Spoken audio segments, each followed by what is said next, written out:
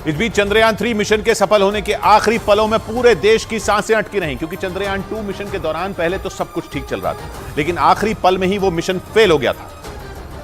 और इसी वजह से इस बार चांद पर लैंडर के उतरने के आखिरी पलों में पूरे देश की धड़कनें बढ़ गईं, क्योंकि 2019 में चंद्रयान 2 के लैंडर का संपर्क आखिरी 15 मिनट के दौरान ही टूट गया था और उस वक्त इसरो ने मिशन की नाकामी को 15 मिनट का आतंक बताया था। एक रिपोर्ट के मुताबिक 2019 में चंद्रयान 2 का लैंडर चंद्रमा की सतह पर करीब 2 किलोमीटर की ऊंचाई तक पहुंच गया था।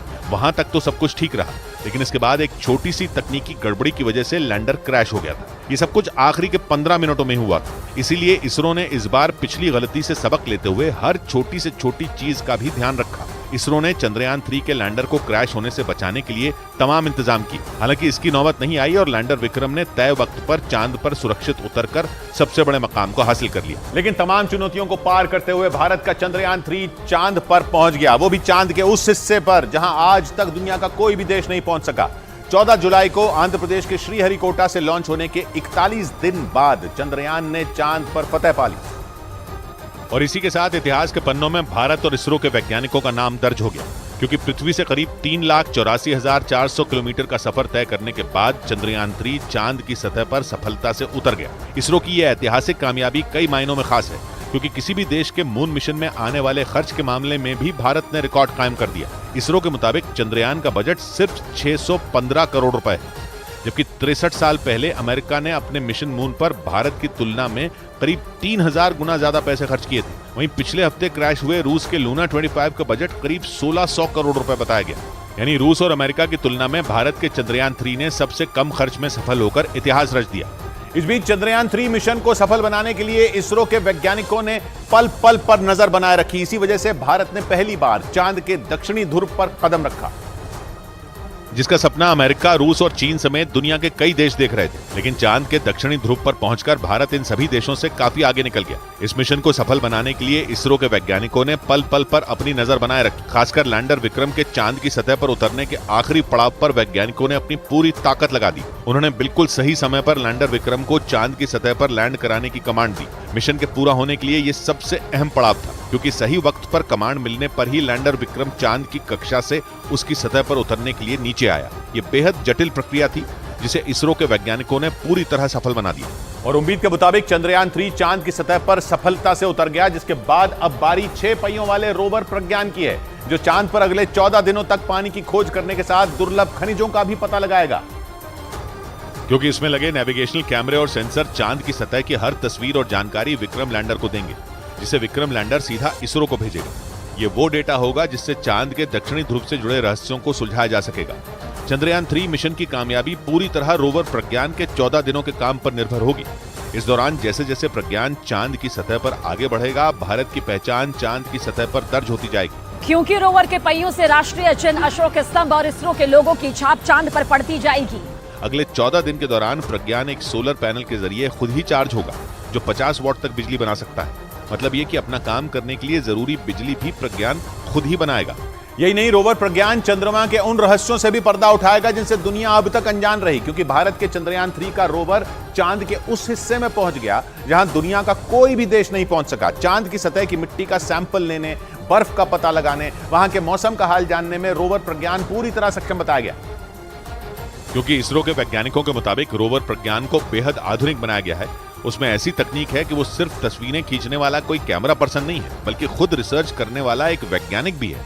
लैंडर विक्रम से आधा किलोमीटर के दायरे में प्रज्ञान चंद्रमा की सतह पर घूमता रहेगा और रिसर्च करता रहेगा। प्रज्ञान सिर्फ पानी ही नहीं, बल्कि चांद की सतह पर मैग्नीशियम, सिलिकॉन और पोटेशियम समेत कई खनिज भी खोजेगा। इसके अलावा वहां के तापमान और भूकंप की भी जानकारी को इकट्ठा करेगा। इस दौरान चांद की सतह पर रोवर प्रज्ञान 1 सेंटीमीटर प्रति सेकंड की रफ्तार से चलेगा और चांद की सतह पर उसकी रिसर्च पृथ्वी के 14 दिनों तक चलेगी, क्योंकि चांद पर एक दिन पृथ्वी के 14 दिन के बराबर होता है। इस बीच साउथ अफ्रीका के दौरे पर गए प्रधानमंत्री नरेंद्र मोदी ने देश के वैज्ञानिकों की पीठ थपथपाई। उन्होंने भारत की इस ऐतिहासिक सफलता के लिए इसरो के वैज्ञानिकों को धन्यवाद दिया। और प्रधानमंत्री नरेंद्र मोदी ने चांद पर कही जाने वाली पुरानी कहावत को अपने शब्दों में दोहराया। चंदा मामा बहुत दूर के हैं, चंदा मामा बहुत दूर के हैं। अब एक दिन वो भी आएगा जब बच्चे कहा करेंगे, चंदा मामा बस एक टूर के हैं। उन्होंने वैज्ञानिकों की तारीफ करते हुए बताया कि धरती पर लिया संकल्प भारत के वैज्ञानिकों ने साकार कर दिया। अंतरिक्ष में हिंदुस्तान की सबसे बड़ी छलांग के मौके पर प्रधानमंत्री मोदी वीडियो कॉन्फ्रेंसिंग के जरिए दक्षिण अफ्रीका से लगातार इसरो की टीम से जुड़े रहे। इस दौरान उन्होंने लैंडर के चांद पर उतरने की पूरी प्रक्रिया को जोहानिसबर्ग में बैठकर देखा और जैसे ही लैंडर विक्रम ने चांद की जमीन को छुआ, प्रधानमंत्री ने भी हाथ में तिरंगा लेकर भारत की इस कामयाबी का जश्न मनाया। और इसके साथ ही उन्होंने चंद्रयान 3 की कामयाब लैंडिंग के तुरंत बाद इसरो के चीफ एस सोमनाथ को फोन कर बधाई दी। इस दौरान पीएम ने जल्द ही इसरो मुख्यालय पहुंचकर उनकी टीम से मिलने का भरोसा भी दिया। और इस दौरान प्रधानमंत्री काफी खुश दिखाई दिए। लैंडर के चांद की सतह पर उतरने के बाद इसरो चीफ स्टेज पर आकर वैज्ञानिकों की हौसला अफजाई कर रहे थे। उसी वक्त उनके पास दक्षिण अफ्रीका से प्रधानमंत्री का फोन आ गया। आपको, आपकी पूरी टीम को बहुत बहुत बधाई। जल्दी मैं आप सबको रूबरू में भी बधाई दूंगा। इसरो चीफ एस सोमनाथ ने भी प्रधानमंत्री की तारीफ की। Congratulate all of us and said that we would like to come and personally congratulate each one of us. प्रधानमंत्री ने इसरो चीफ को यह भरोसा भी दिया कि अंतरिक्ष में भारत के कदम अब और तेजी से बढ़ेंगे। उधर इसरो के वैज्ञानिकों के मुताबिक चंद्रयान 3 मिशन के तहत लैंडर विक्रम को चांद की सतह पर उतारने के लिए 20 जगहों का चयन किया गया था।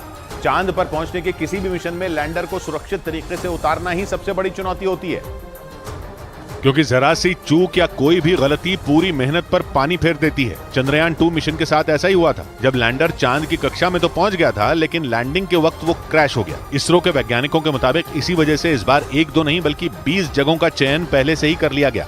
दावा है कि इस काम में चंद्रयान 2 के ऑर्बिटर ने बड़ी भूमिका निभाई, जो 4 साल बीतने के बाद भी चांद के चक्कर लगा रहा है। उसमें लगे कैमरों ने चांद के दक्षिणी ध्रुव की कई तस्वीरें भेजी। इसके अलावा अमेरिकी स्पेस एजेंसी नासा ने भी सही लैंडिंग के लिए दक्षिणी ध्रुव की कुछ तस्वीरें इसरो तक पहुंचाई, जिनके आधार पर वैज्ञानिकों ने 20 में एक ऐसी जगह का चयन किया जो लैंडिंग के हिसाब से सबसे सटीक हो। इधर भारतीय स्पेस एजेंसी इसरो के मुताबिक लैंडर विक्रम के चांद पर उतरने वाली जगह का चयन कई बातों को ध्यान में रखकर किया गया था। चांद पर सही तरीके से लैंडिंग कराकर ही किसी भी मिशन को सफल बनाया जा सकता है, जिसके लिए सबसे जरूरी है समतल जगह, यानी ऐसी जगह जहां अगर लैंडर को उतारा जाए तो वो क्रैश ना हो। चंद्रयान 2 मिशन में यही गलती हुई थी। उस वक्त तकनीकी गड़बड़ी से सॉफ्ट के बजाय लैंडर की हार्ड लैंडिंग हो गई थी, जिससे लैंडर ने काम करना बंद कर दिया था। इसे ऐसे समझिए कि लैंडर को चांद की कक्षा से उसकी सतह पर सही तरीके से उतारने की कोशिश की जाती है, ताकि लैंडर से रोवर को बाहर निकलने में कोई परेशानी ना हो। इसरो के मुताबिक 2019 के उस मिशन में लैंडर को चांद पर उतारने के लिए आधा किलोमीटर की लंबाई चौड़ाई वाले दायरे का चयन किया गया था, जबकि इस बार लैंडिंग के लिए वैज्ञानिकों ने 4 किलोमीटर की लंबाई और लगभग 2.5 किलोमीटर की चौड़ाई वाले सुरक्षित इलाके का चयन किया, जिसमें न तो कोई गड्ढा है और न ही ऐसा हिस्सा जहां सूरज की रोशनी न पहुंचती हो, क्योंकि रोवर प्रज्ञान वहां सूरज की रोशनी से ही काम करेगा। उधर भारत की स्पेस एजेंसी इसरो के अलावा भी दुनिया की कई स्पेस एजेंसियां चांद पर भविष्य की तलाश में जुटी हैं। चांद की सतह पर अब तक सिर्फ भारत, अमेरिका, रूस और चीन ने ही सॉफ्ट लैंडिंग कराने में सफलता पाई है। लेकिन इन देशों के अलावा कई दूसरे देश भी इस रेस में मौजूद हैं, जो चांद पर पहुंचने के लिए अपनी पूरी ताकत लगा रहे हैं। अंतरिक्ष विशेषज्ञों का दावा है कि पृथ्वी और ब्रह्मांड के रहस्यों को जानने के लिए चांद पर पहुंचना बहुत जरूरी है।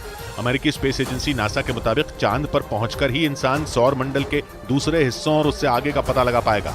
यही नहीं, चांद पर पानी की मौजूदगी और इंसानों के रहने के लिए वातावरण है या नहीं, इसकी भी जानकारी वहां पहुंचने के बाद ही मिल सकेगी। इसलिए कई देश चांद पर पहुंचने की होड़ में हैं। हालांकि वहां तक अब तक सिर्फ अमेरिका ही इंसान को भेज पाया है। 1969 में अमेरिका के अपोलो मिशन के जरिए नील आर्मस्ट्रांग ने चांद पर पहला कदम रखा था।